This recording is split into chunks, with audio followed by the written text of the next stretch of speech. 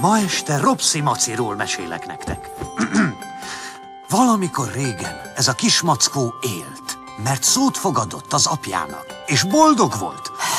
Amíg meg nem fertőzte egy borzalmas betegség. A feje megtelt kíváncsisággal. Bizony! És egy napon látott valami újat, és meghalt. Csak úgy? Igen! Minden nap ugyanaz a vége. Értem, apa. Semmi újat nem fogok csinálni. Okos vagy, Dung.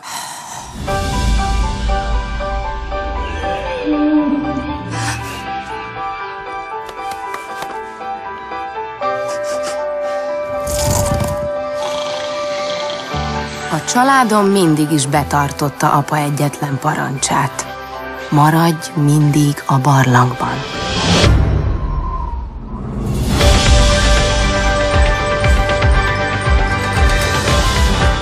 Sose volt alkalmunk felfedezni a kinti világot. De akkor még nem tudtuk, hogy a világunk meg fog változni. Gyere le! A barlangba! Rohanj!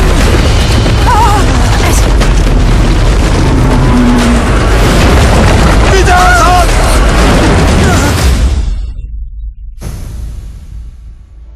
Ezt mindenképp látnatok kell.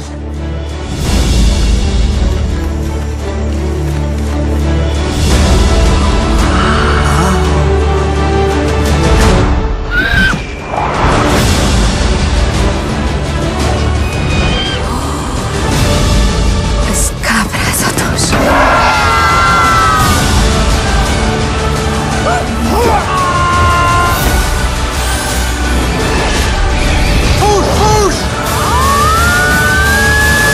DreamWorks Crude.